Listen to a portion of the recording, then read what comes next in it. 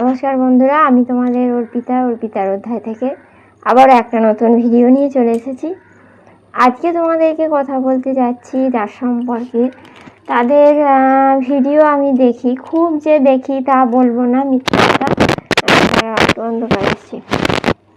খুব যে ভিডিওটা দেখি আমি সেটা বলবো না, মিথ্যে কথা।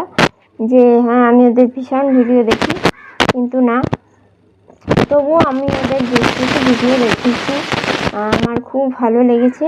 সেই ভিডিওগুলো আমি দেখেছি, খুব ভালো লেগেছে। ওদের দুজনের তিনজনের ভিডিও আর কি, সবারই ভিডিও যাকে বলে দেখেছি।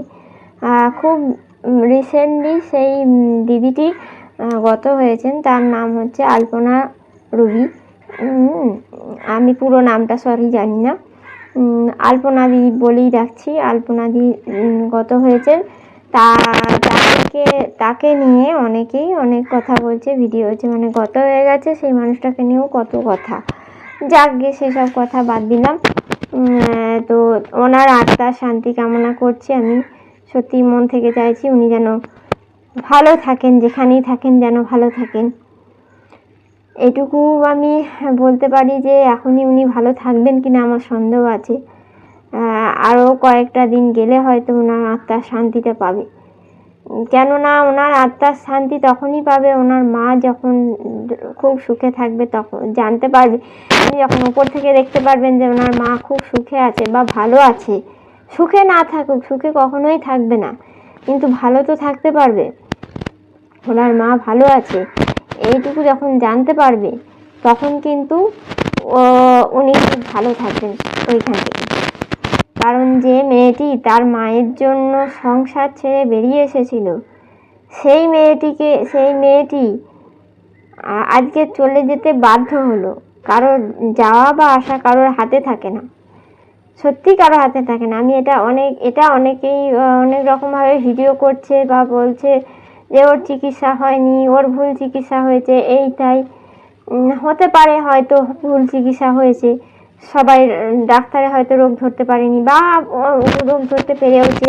অনেক সেই রোগ ধরতে পারলেও যে মানুষ বেঁচে থাকবে তাও তো নয়। তা এটা আমি বলছি না যে ওনার চিকিৎসা হয়নি, চিকিৎসা ওনার হয়েছে। দেখুন, প্রথমে যেটা হয়েছিল, ওনার পিত্তথলিতে পাথর হয়েছিল, এটাই শুনেছিলাম। উনি বলেছিলেন যে পিত্তথলিতে পাথর হয়েছে আমার। তো পিত্তথলিতে পাথর তো এখন অনেকেরই হয়, এটা তো মানে ঘরে ঘরে সমস্যা হয়ে গেছে। একবারই বলা যায় যে পিত্তথলিতে পাথর হচ্ছে, অনেক জায়গাতেই পাথর হচ্ছে। পাথরের সমস্যার সমাধান অনেকে বলে নাকি, আমি শুনেছি, আমি জানি না, আমার এক্সপিরিয়েন্সটা নেই, জানি না। শুনেছি যে পাথর হলে নাকি ওষুধ খেলে অনেক সময় ভালো হয়ে যায়, ছোট ছোট পাথর হলে। আবার এখন অনেক ডাক্তারই বলছে না, অপারেশন মাস্ট বি, মানে অপারেশন করতেই হবে পাথর হলে, যাই হোক অপারেশন করতেই হবে পাথর হলে। তো এটা অনেক মানুষেরই যে ধারণা, আমি বললাম না, আমি শুনেছিলাম যে অপারেশন হলে ওষুধ খেলে ঠিক হয়ে যায়। অনেকের একটা ধারণা থাকে যে হোমিওপ্যাথি ওষুধ খেলে ভালো হয়ে যায়, কিন্তু সব রোগ যে হোমিওপ্যাথিতে ভালো হয় না, এই ধারণাটা সবার তো সবসময় থাকে না। ওনারা গ্রামের মানুষ, হোমিওপ্যাথি ওষুধ খেয়ে অনেক কিছু ভালো হয়ে গেছে, হ্যাঁ হতেই পারে। জ্বর ভালো হয়েছে, অনেক বড় বড় রোগ হোমিওপ্যাথিতেও সারে, কিন্তু সব রোগ যে সারে না, সেটা হয়তো ওনাদের ধারণার ছিল না। সবার কি সব ধারণাটা থাকে তো না। আমরা যেমন একটা ভুল ধারণা নিয়ে বসে আছি যে হ্যাঁ এরকম হোমিওপ্যাথি ওষুধ ঠিক আছে, কিন্তু তা নয়। এবার একটা ডাক্তার দেখাতেও দরকার ছিল, বড় ডাক্তার, তিনি তো বড় ডাক্তার, তো পরে তো দেখিয়েছেন, দেখানো তো হয়েছে, হয়নি তা নয়, হয়তো শেষকালে হয়েছে। অনেক সময় রোগটা প্রথমে ধরা পড়ে না, অনেক চেষ্টা করে অ্যালোপ্যাথি খেয়েও বা অ্যালোপ্যাথি ডাক্তার দেখিয়েও রোগ ধরা পড়ে না প্রথম দিকে, অনেক পরে ধরা পড়ে, শেষের দিকেই বলা যায় ধরা পড়ে। তো তাতে তো কারোর কিছু করার নেই, কিন্তু অনেকেই বলছে যে তার পরিবারের লোক তাকে হয়তো চিকিৎসা করায়নি। এটা সম্পূর্ণ ভুল ধারণা। পরিবারের লোকেরা চিকিৎসা করাবে না, এটা খুব ভুল কথা। নিশ্চয়ই করিয়েছে, তার ভিডিও ফুটেজ পরে বের হচ্ছে, ভিডিও ফুটেজ, হাসপাতালের ভিডিও। বা কিছু এসব ভিডিও করে। যাকে আমি মনে করছি আমার ছেলে কাঁদছে বোধহয়, ওই জন্য শুনছি, সরি। বাইরেও কাঁদছে, ওই জন্য মনে করছি যে আমার ছেলে কাঁদছে, আমার ছেলে কাঁদছে। তো যাই হোক, তো পাথর হলে বা থেকে অনেক রোগী ধরা পড়ে না, কারো কিছু নেই। এবার ওনারা চিকিৎসা করেছেন, ডক্টরও চিকিৎসা করেছেন, সবারই চিকিৎসা হয়েছে, ভালোই হয়েছে, চিকিৎসা হয়েছে। কার কখন মৃত্যু হবে কেউ তো বলতে পারে না। এখন সবাই বলতে পারে যে ওনারা চিকিৎসা করেনি, এরা দেখায়নি, এরা ওই করেনি, সেই করেনি, কিন্তু ওদের পরিবার তো বলছে যে না, এরা চিকিৎসা ভালোই করেছে, চিকিৎসা ধরাও পড়েছিল, কিন্তু শেষের দিকে ধরা পড়েছে, শেষের দিকে হয়তো কিছু করা যায়নি, চেষ্টা কি করেনি? এটা কখনো হতে পারে নাকি? কখনো চেষ্টা নয়, সেটা অ্যাপেলো পর্যন্ত, অ্যাপেলোর মতো বড় নার্সিংহোম, বড় হসপিটালে নিয়ে গেছে, সেই হসপিটালের থেকেও কিছু করতে পারেনি, কি করবে?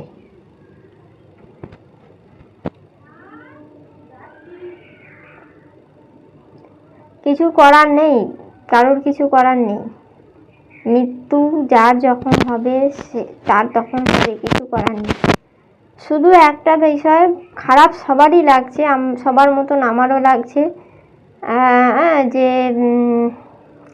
তার মায়ের কি হবে? মা তো এক তো বাবা চলে যাওয়ার বাবার মৃত্যুটা তো একরকম হয়েছে, সেই বাবার মৃত্যুটি শোকটা কাটিয়ে উঠতে না উঠতেই মানে কি বলবো, আর একটা মৃত্যু, বাবার মৃত্যু।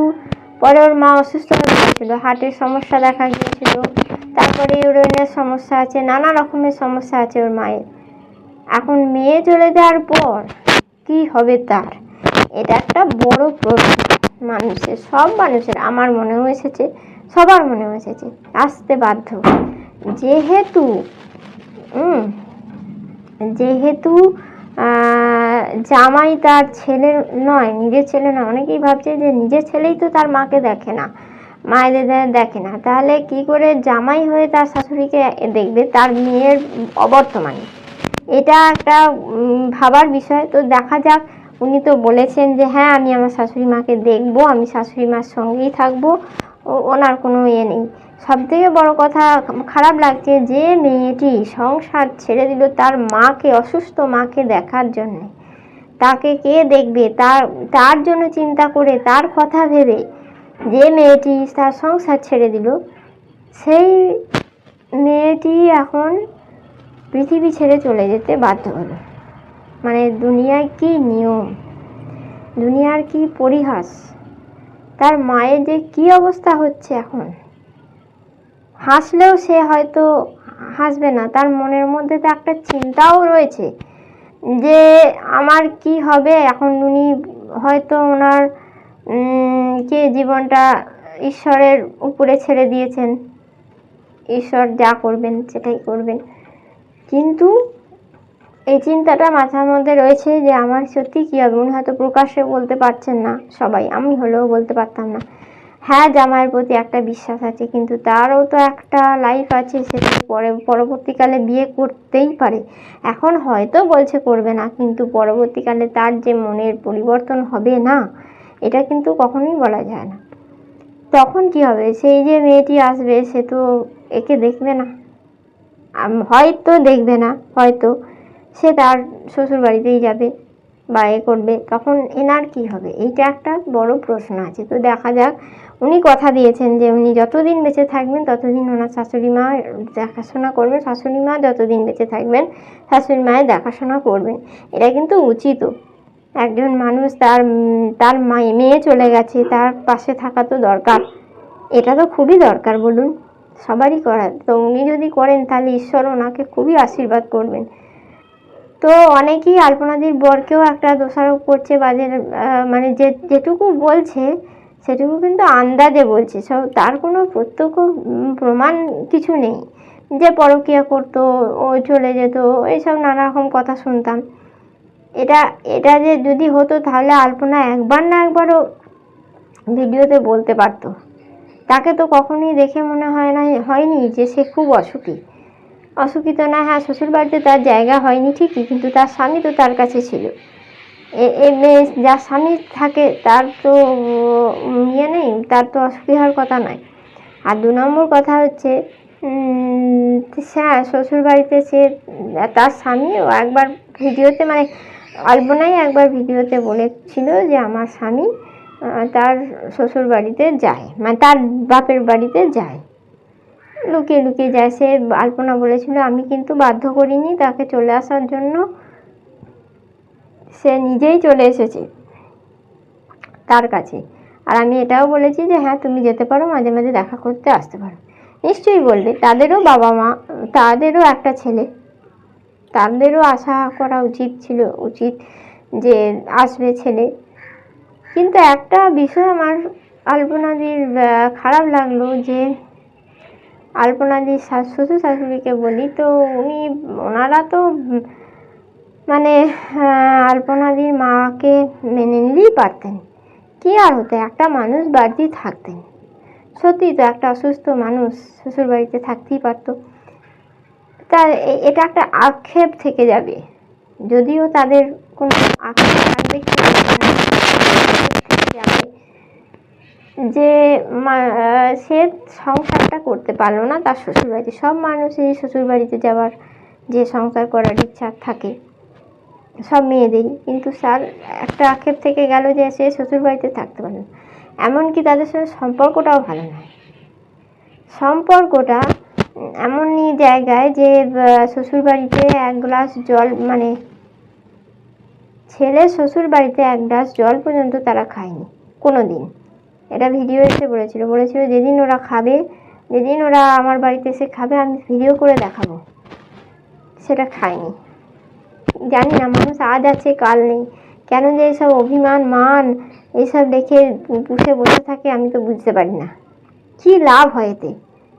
যাই হোক, ওনার একটা আক্ষেপ রয়ে গেল যে ওনার শ্বশুর শাশুড়ি ওনার বাপের বাড়িতে এসে 1 গ্লাস জল পর্যন্ত খায়নি। হ্যাঁ এসেছে হয়তো, কিন্তু জল পর্যন্ত খায়নি, দেখা করে চলে গেছে।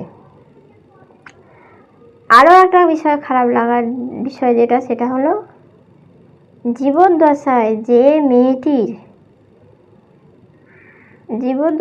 মেয়েটির শ্বশুর বাড়িতে জায়গা পায়নি, সেই মেয়েটির সাধ্য কার্য কী করে শ্বশুর বাড়িতে হয় আমি তো ভেবে পাই না। নিয়মটা কি সব? যে মানুষটাকে জীবদ্দশায় অপমান করা হয়েছে, যার মাকে কোনো সম্মান দেওয়া হয়নি জীবিত থাকাকালীন, তাহলে তাকে কেন, এমনকি অসুস্থ হওয়ার পরেও দেখতে পর্যন্ত এসেছিল কিনা আমার তো মনে হয় না, সন্দেহ লাগে। তারপরেও সেই মেয়েটির শ্রাদ্ধ কার্য কী করে তার শ্বশুর বাড়িতে করায়? কেন? নিয়ম কেন মানতে যাব? আমি যদি তার মা হতাম আমি বলতাম আমার বাড়িতে শ্বশুর, আমার বাড়িতে তার শ্রাদ্ধ কার্য হবে। নিয়মটা সব কথা নয়। যে বাড়িতে এতদিনও রইল, ওই বাড়িতেও কমাস থেকেছে, কতদিন থেকেছে? খুবই সামান্য 1-2 বছর। ওই 2 বছর থেকে থাকার পরে তার নিয়ম হয়ে গেল যে ওকে ওই বাড়িতে তার শ্রাদ্ধ কার্য করতে হবে। আমি হলে মানতাম না এই জিনিসটা, আমার এটা খুব খারাপ লাগলো। যে বাড়ি থেকে তাকে চলে যেতে বলা হয়েছিল, যতদিন বেঁচে ছিল সেই বাড়িতে তাকে ফিরিয়ে নিয়ে যাওয়া হয়নি, সেই বাড়িতে গিয়ে আবার শ্রাদ্ধ হয়েছে। কেন জানি না, এটা ঠিক নয়, আমার মনে হলো এটা ঠিক নয়। আমি জানি না। আজকের মতো ভিডিওটা এখানে এন্ড করছি। আর যারা আমার সাথে একমত হয় কমেন্ট করে লিখে জানাবে, আর আমার চ্যানেলটা সাবস্ক্রাইব করে দেবে, ভিডিওগুলো লাইক কমেন্ট শেয়ার করে দেবে। আজকের মতো আসি, টাটা, বাই বাই।